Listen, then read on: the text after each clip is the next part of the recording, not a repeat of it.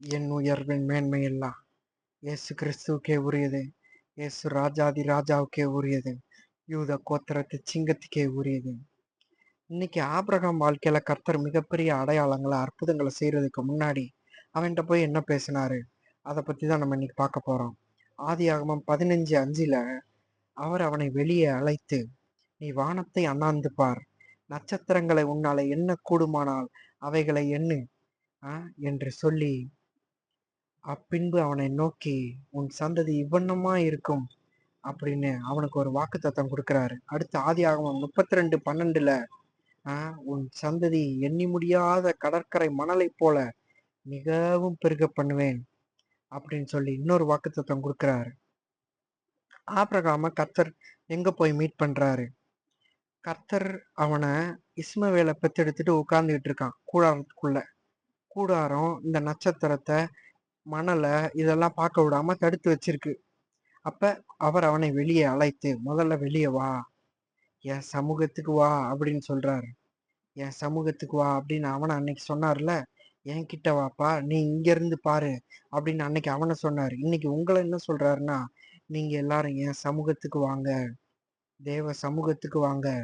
கர்த்தரோட வார்த்தை எங்க உங்களுக்கு முகமுகமா கொடுக்கப்படுதோ, கர்த்தர் எங்க உங்ககிட்ட இருந்து உங்ககிட்ட முகமுகமா பேசுறாரோ, எங்க வார்த்தையின் மூலமா உங்களை நடத்துறாரோ, எங்க வார்த்தையின் மூலமா உங்களை தேற்றுறாரு, ஆற்றுறாரு, ஆற்றி தேற்றி உங்களை வழி நடத்துறாரு, எங்க உங்ககிட்ட முகமுகமா நெஞ்சுக்கு நெஞ்சு நெத்திக்கு நெத்தி உட்காந்து நம்ம ஒரு ஆளை பார்த்து பேஸ் பண்ணி நேரடியா உட்காந்து பேசுவோம்ல, கான்வர்சேஷன் வச்சுப்போம்ல, அத மாதிரி எங்க கர்த்தர் உங்ககிட்ட பேசுறாரு, உங்களை நடத்துறாரு, உங்களை ஆற்றுறாரு, உங்களை தேற்றுறாரோ அந்த இடத்துக்கு வாங்க அப்படின்னு கர்த்தர் உங்களை பார்த்து சொல்றாரு. அன்னைக்கு ஆபிரகாமை பார்த்து சொன்னார்ல, கூடாரத்தை விட்டு வெளியே வாங்க.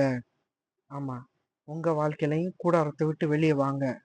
அவனை தேவ சமூகத்துக்கு ஏன் கிட்ட வா, நீ இங்க வாப்பா, நீ இங்க வந்து நின்னு என் பாயிண்ட் ஆஃப் வியூ என்னன்னு பாரு, என் பெர்ஸ்பெக்டிவ் என்னன்னு பாரு, நான் உன் வாழ்க்கையில என்னெல்லாம் அதிசயம் செய்ய போறேன்றத பாரு, உன் சந்ததி எப்படி இருக்குன்னு பாரு, உன் வாழ்க்கை எப்படி இருக்குன்னு பாரு, என்னோட டைமென்ஷன், என்னோட பாயிண்ட் ஆஃப் வியூ, என்னோட பெர்ஸ்பெக்டிவ பாரு. நீ கூடாரத்துக்குள்ளே இருந்தேன்னா இதெல்லாம் தெரியாது.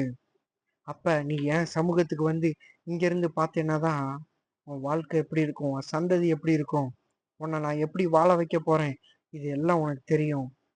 இது எல்லாத்தையும் நான் உன்கிட்ட பேசி உனக்கு வெளிப்படுத்துவேன் அப்படின்னு அன்னைக்கு அந்த ஆபிரகாம கூட்டு போய் காமிச்சாரு. இன்னைக்கு உங்களை எல்லாம் கூப்பிட்டு காமிக்க போறாரு.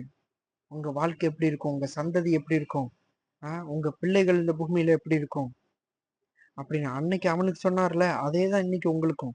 நீங்க தேவ சமூகத்துல இருந்து பார்க்கும்போது அவன் வெளியே வந்து பாக்குறான், நட்சத்திரத்தை ஒவ்வொன்னா எண்றான். வெளியே கூட்டு வந்து நட்சத்திரத்தை எண்ணுப்பா. அவன் நினைச்சிட்டு இருக்கான், இஸ்மவேல் தான் நமக்கான பிள்ளை, கர்த்தர் கொடுத்த வாக்குத்தத்தம் இதுதான் அப்படின்னு. கர்த்தர் கொடுத்த வாக்குத்தத்தம் சாராளுக்கும் ஆபிரகாமுக்குமான பிள்ளை தான் கர்த்தர் கொடுத்த வாக்குத்தத்தம். இது இஸ்மவேல் வந்து ஆகாருக்கும் ஆபிரகாமுக்குமான கர்த்தர் கொடுத்த பிள்ளை. இது இல்ல, இது வந்து இவனோட முயற்சியினால வந்தது. இஸ்மவேலு இந்த பிள்ளைய இவனே கொண்டு வந்தான். இவன் பலத்துல, இவன் கிரியையில, இவன் யோசனையில, இவன் திட்டம் போட்டு இந்த பிள்ளைய பெத்தெடுத்தான் இஸ்மவேல. ஆனா கர்த்தர் கொடுத்த வாக்குத்தத்தம் வந்து ஈசாக்கு.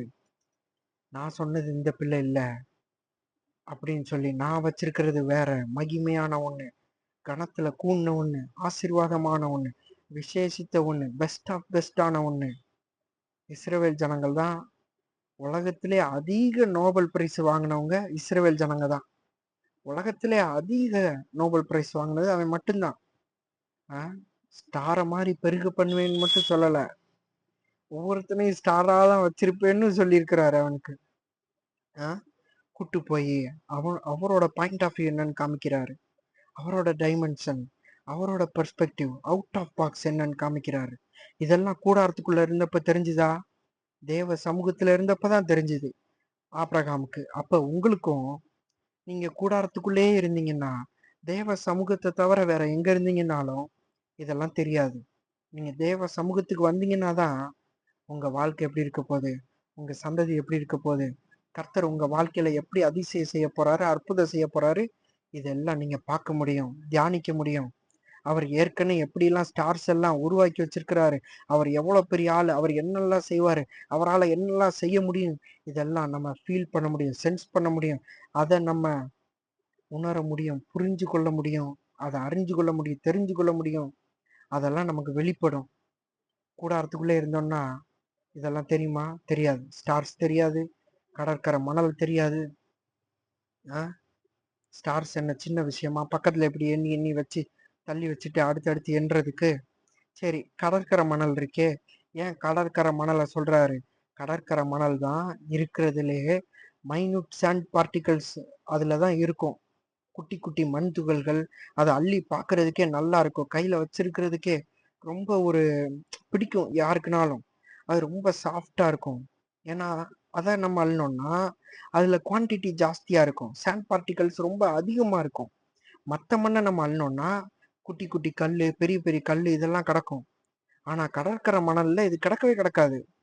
எல்லாமே ஒரே மாதிரி இருக்கும், ரொம்ப பொடி பொடியா குட்டி குட்டியா இருக்கும். அது மற்ற மண்ணை கூட நம்ம எண்றதுக்கு சான்ஸ் இருக்கு, கடற்கரை மணல்ல நம்மளால எண்ண முடியவே முடியாது.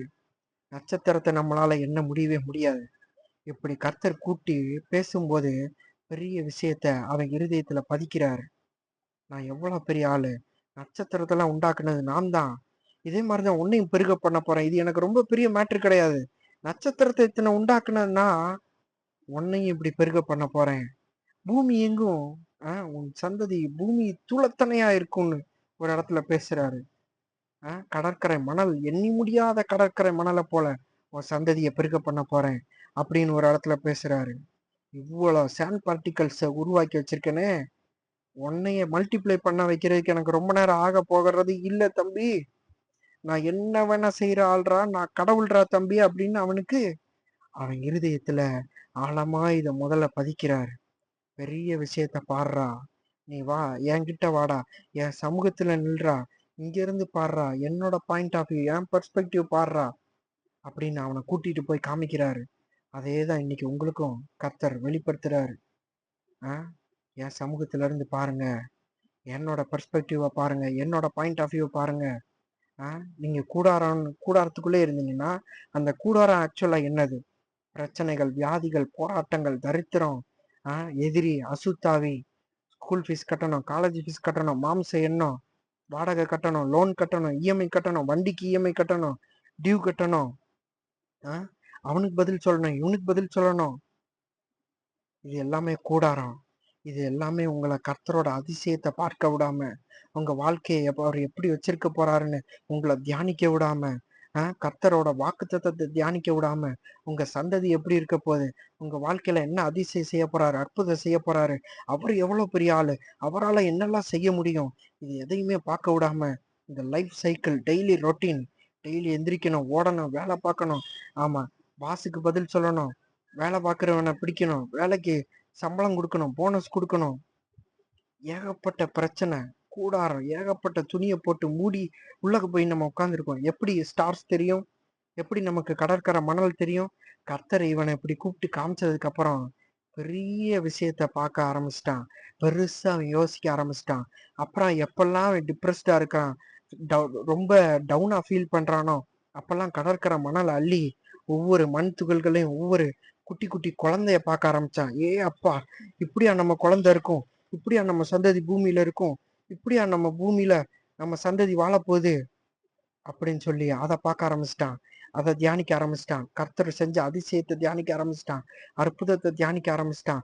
அவரால் என்ன செய்ய முடியும், அவர் கொடுத்த வாக்குத்தத்தத்தை தியானிக்க ஆரம்பிச்சிட்டான்.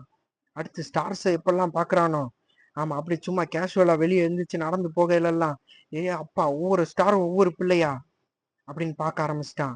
இஸ்ரவேல் ஜனங்கள் தான் உலகத்திலே அதிக நோபல் பரிசு வாங்கின ஜனங்கள். அதிக நோபல் பரிசு அவன் மட்டும்தான் வாங்கியிருக்கான். உலகத்துல எவனுமே அவ்வளவு நோபல் பரிசு வாங்கல. ஸ்டார்ஸ் மாதிரி பெருக பண்ணுவேன், மணல் மாதிரி பெருக பண்ணுவேன்னு மட்டும் சொல்லல, ஸ்டார்ஸ் மாதிரி வச்சிருப்பேன்னு சொல்லியிருக்கிறாரு. அவனுக்கு நம்ம வாழ்க்கையில நம்ம தேவ சமூகத்துக்கு வரணும். கர்த்தர் எங்க நம்ம கிட்ட முகமுகமா பேசுறாரோ, எங்க நம்மளை நடத்துறாரோ வார்த்தையை கொடுத்து, அதுதான் நமக்கு தேவ சமூகம். அங்க நின்று நம்ம பார்க்கும்போது அவர் நம்ம வாழ்க்கையில செய்ய போற அதிசயங்கள், அடையாளங்கள், அற்புதங்கள் இது எல்லாத்தையும் நமக்கு அப்படியே வெட்ட வெளிச்சமா, ஆமா பட்ட பகல போல தெள்ள தெளிவா படம் போட்டு காமிச்சிருவாரு. நம்ம பயம் இல்லாம இருப்போம், பதட்டம் இல்லாம இருப்போம். கண்ட கழுதைய யோசிச்சு பதற மாட்டோம். முந்தா நேத்து ஃப்ரிட்ஜ்ல வச்ச குழம்பு ஆ இன்னைக்கு மதியானம் வரைக்கும் தாங்குமான்னு உட்காந்து கவலைப்பட்டுக்கிட்டு இருக்க மாட்டோம். எவனுக்கும் பணம் குடுக்கணும், இவனுக்கு குடுக்கணும், அவனுக்கு குடுக்கணும், அவனுக்கு பதில் சொல்லணும். கடன் வாங்கியிருக்கோம், அவனுக்கு குடுக்கணும். லோன் கட்டணும் பேங்க்ல, கரண்ட் பில் கட்டணும், சிலிண்டர் தூக்கணும், ஏசிக்கு இஎம்ஐ கட்டணும், வண்டிக்கு இஎம்ஐ கட்டணும்னு பதற மாட்டோம், பயப்பட மாட்டோம். ஸ்கூல் ஃபீஸ், காலேஜ் ஃபீஸ்ன்னு எதை பார்த்து பயப்பட மாட்டோம். எதிரி, சூழ்நிலை, பிரச்சனை, போராட்டம், வியாதி, நம்ம விசுவாசம் பயங்கரமா பெருகிரும். கடவுள் என்ன செய்ய போறேன்னு சொல்லிட்டாரு, அதான்டா நடக்கும் என் வாழ்க்கையில அப்படின்னு ரொம்ப தைரியமா இருப்போம். சுத்தி இருக்கிற சூழ்நிலை, பிரச்சனை, போராட்டம், சூழ்நிலை சாதகமா இருக்கு, பாதகமா இருக்கு. நம்ம வியாதியில இருக்கோம், கடன்ல இருக்கோம், பிரச்சனையில இருக்கோம், போராட்டத்துல இருக்கோம். இத பத்தி நான் துளி அளவு கூட கவலைப்பட மாட்டோம். நம்ம சரீரம் கர்த்தரோட வாக்குத்தத்தத்துக்கு ஒத்துழைக்குது, ஒத்துழைக்கல, எதை பத்தியும் கவலைப்பட மாட்டோம், பயப்பட மாட்டோம். ரொம்ப தைரியமா இருப்போம். ஏன்னா நம்ம வாழ்க்கையில கடவுள் சொன்னதுதான் நடக்க போகுது. அதை தாண்டி ஒரு தூசிய கூட ஆமா. யாராலயும் ஆட்டவும் முடியாது, அசைக்கவும் முடியாது. அப்படின்ற பயங்கரமான நம்பிக்கை, விசுவாசம், தைரியம் இதெல்லாம் நமக்கு பல்லாயிரம் கோடி மடங்கு பெருகிரும்.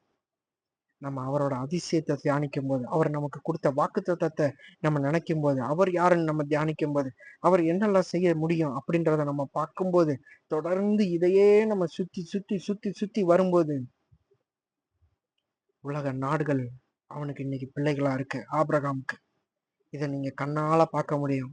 இஸ்ரவேலு, Pakistan, Iraq, Iran, Kuwait, Afghanistan, ஆ, எத்தனையோ நாடுகள். ஆமா. அவன் பிள்ளைகள் பூமி எங்கு பெருகி இருக்கிறாங்க. பூமியில அவன் பிள்ளைகள் எல்லா இடத்துலயும் இருக்கிறாங்க. இஸ்ரவேல் இருக்கான், இஸ்மவேல் இருக்கான். இத நீங்க உங்க கண்ணால இன்னைக்கு பார்க்க முடியும். இதத்தான் அன்னைக்கு கர்த்தர் அவனுக்கு வாக்குத்தத்தம் பண்ணாரு. இன்னைக்கு அவன் வாழ்க்கையில இத நிறைவேத்திட்டாரு. இதே மாதிரிதான் உங்க வாழ்க்கையில வாக்குத்தத்தம் பண்றாரு. நாளைக்கு அத உங்க வாழ்க்கையில நிறைவேத்துவாருன்ற மிகப்பெரிய தைரியம், விசுவாசம், நம்பிக்கை உங்களுக்கு பெருகிரும். தைரியமா இருங்க. கர்த்தரோட வாக்குத்தத்தம் மட்டும்தான் உங்க வாழ்க்கையில நிறைவேறும். எந்த எதிர்மறையும் பார்த்து கலங்காதீங்க, பயப்படாதீங்க. தேங்க்யூ ஃபார் வாட்சிங். God bless you all.